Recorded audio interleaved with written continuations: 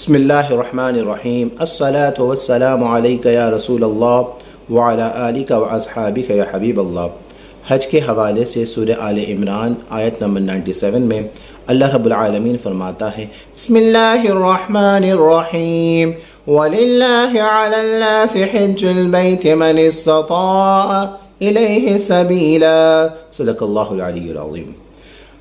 हर साहिब इस्तिताअत पर हज फ़र्ज़ है। अब साहिब इस्तिताअत आज के दौर में कौन हो सकता है? उसके लिए उलमा फरमाते हैं कि अगर किसी के पास 15 लाख रुपए हैं वो साहिब इस्तिताअत है। आजकल रेट ज़ाहिर हज के हवाले से बढ़ रहे हैं, यानी जाने के हवाले से, हज पर जाने के हवाले से उसके पास ख़र्चे के पैसे हैं, हज पर जाने के पैसे हैं। अगर 15 लाख रुपए हैं तो वो साहिब इस्तिताअत है। याद रखिए, हम लाखों रुपए जमा करते हैं कि घर बनाएं। घर बनाना फ़र्ज़ नहीं है। हम लाखों रुपए ख़र्च करते हैं कि शादी में हम रस्म व रवाज करें, सोना दें, जहेज़ बनाएं। तो याद रखिए, दीन में जहेज़ के हवाले से लाखों रुपए या सोना देना फ़र्ज़ नहीं है। ये तो हमने अपने रस्म व रवाज बना लिए हैं। लिहाजा अगर किसी के पास 15 लाख रुपए हैं तो वो साहिब इस्तिताअत है, लेकिन शर्त ये है कि वो पैसे हलाल के होने चाहिए। कुछ लोग ऐसे हैं जो सारा साल रिश्वत लेते हैं, हराम कमाते हैं, लोगों को लूटते हैं, धोखा देते हैं, फ़रेब करते हैं, और जब ज़िलहज का महीना आता है तो हज को चले जाते हैं।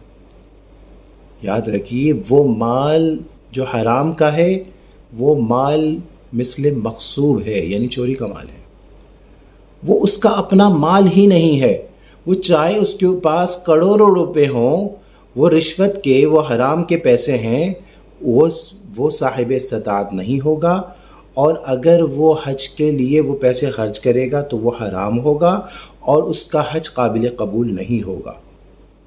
उसका हज काबिल कबूल नहीं होगा। और आका अलैहिस्सलातु वस्सलाम फरमाते हैं, अगर कोई हराम के पैसों से हज करता है और कहता है लब्बैक अल्लाहुम्मा लब्बैक, आका अलैहिस्सलातु वस्सलाम फरमाते हैं, फरिश्ता कहता है ला लब्बैक वला सअदैक हत्ता तरुद मा फी यदैक व हज्जुक मरदूद अलैक। तेरी हाज़िरी कबूल नहीं है, तेरी खिदमत कबूल नहीं है, तेरा हज तेरे मुँह पर मरदूद है, और जब तक ये हराम पैसे वापस ना कर दे तेरा हज काबिल कबूल नहीं है।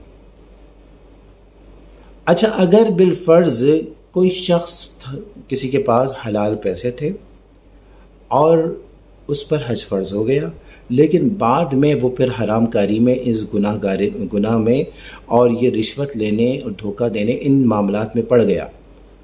अब उसको शौक़ है कि वो हज करे, तो उलमा फरमाते हैं कि सबसे पहले तो सच्ची तौबा करे। उसके बाद जो उसने जिस से रिश्वत लिया है, किसी का माल लूटा है, किसी को धोखा दिया है, उससे माफ़ी मांगे और उसके पैसे उसको लौटाए। उसके पैसे लौटाए और उससे माफ़ी मांगे। अगर वो माफ़ कर देता है और उसके पैसे जो उसने लौटाने हैं वो लौटाए, और उसके बाद उसके पास जो हलाल पैसे हैं उससे हज करे, तो इंशाअल्लाहुल अज़ीज़ अल्लाह रब्बुल आलमीन हज की जो भी बरकतें हैं, जो भी रहमतें हैं, जो भी अल्लाह रब्बुल आलमीन जो फ़ज़ाइल हज के हैं, वो तमाम बरकतें, रहमतें की बरसात फरमा देगा। लिहाजा ज़रूरी है कि रिज़्क़ हलाल कमाएं और रिज़्क़ हलाल के साथ हज पर जाए। अल्लाह रब्बुल आलमीन से दुआ है कि हमें रिज़्क़ हलाल अता फ़रमाए और रिज़्क़ हलाल के साथ